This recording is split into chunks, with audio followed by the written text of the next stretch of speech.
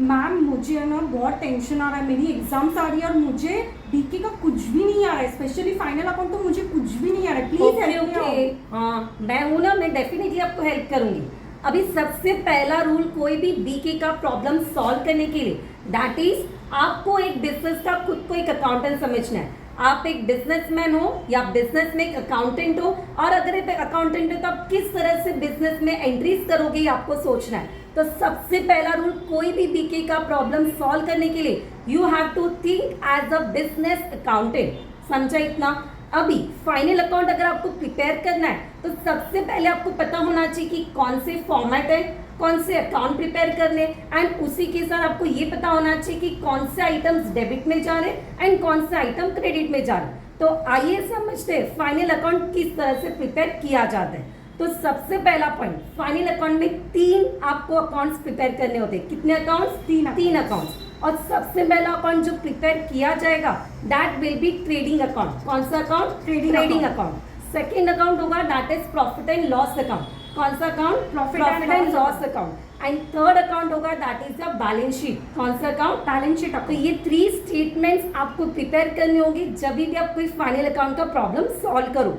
अभी next rule, हमें पता होना चाहिए कि कौन से आइटम्स डेबिट में जाएंगे एंड कौन से आइटम क्रेडिट में जाएंगे। तो एज अ स्टूडेंट या एज अ बिजनेस अकाउंटेंट हमें ये पता होना चाहिए कि जो भी हमारे खर्चे वो कहाँ पे जाएंगे? डेबिट में जाएंगे। और जो भी हमारे इनकम है वो कहाँ पे जाएगा? क्रेडिट में जाएगा। तो जो भी हमारे एक्सपेंसेस है वो कहाँ पे जाएगा? डेबिट में जाएगा। एंड जो भी हमारी इनकम है वो कहाँ पे जाएगा? क्रेडिट में जाएगा। अगर हम एक ट्रेडिंग अकाउंट प्रिपेयर कर दें तो यहाँ पे ट्रेडिंग अकाउंट में जो भी डायरेक्ट एक्सपेंसेस होंगे वो कहाँ पे जाएंगे? डेबिट में जाएंगे। एंड जो भी हमारे डायरेक्ट इनकम्स होंगे वो कहाँ पे जाएगा? क्रेडिट में जाएगा। सेकेंड अकाउंट जो आपको प्रिपेयर करना है that is a profit and loss account. आपका रूल सेम रहेगा, बट यहाँ पे आपके बिजनेस के इनडायरेक्ट एक्सपेंसेस आ जाएंगे और इनडायरेक्ट इनकम आ जाएंगे। तो बिजनेस के जो भी इनडायरेक्ट एक्सपेंसेस है वो कहाँ पे जाएंगे? प्रॉफिट एंड लॉस के डेबिट में जाएंगे। एंड जो भी बिजनेस के इनडायरेक्ट इनकम्स है वो कहाँ पे जाएगा? क्रेडिट में जाएगा।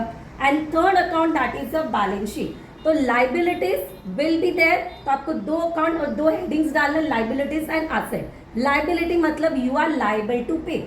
तो एज अ बिजनेस अकाउंटेंट या एज अ बिजनेसमैन हमारे बहुत सारे लोन्स होते हैं, ओवरड्राफ्ट होते हैं जो हमें पे करने होते हैं। तो अगर पैसा जा रहा है, आप लोन के थ्रू पैसा दे रहे हो, तो वो कहाँ पे आएगा? लाइबिलिटीज साइड में आएगा। और असेट्स मतलब क्या? As a investment. जैसे कि आपके पास फर्नीचर है, मशीनरीज है, लैंड है, बिल्डिंग है, डेटर्स है, तो जो भी असेट्स है वो आपके कहाँ पे जाएंगे?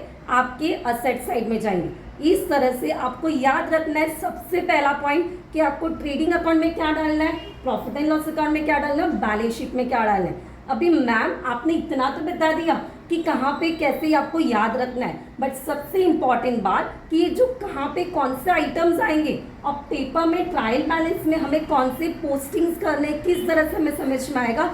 सबसे इंपॉर्टेंट उसके लिए आपको 3 जो अकाउंट है उसके अंदर क्या क्या आता है वो आपको याद रखना है। और वो आपको कहाँ पे मिलेगा?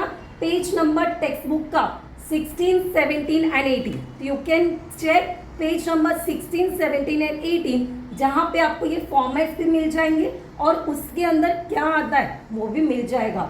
बट वो याद रखने का तरीका मैंने आपको आज बता दिया है, उस तरह से आपको याद रखना है। एंड आपके बीके का जो फाइनल अकाउंट है डेफिनेटली आप मैक्सिमम स्कोर कर पाओगे। सो आई होप कि आपको ये समझ में आई बात। Yes ma'am, thank you so much. Okay, and for this videos और इसी तरह के वीडियोस के लिए आप मुझे फॉलो कीजिए, सब्सक्राइब कीजिए मेरे चैनल पे that is commerce knowledge pool. So thank you all, love you all, bye bye.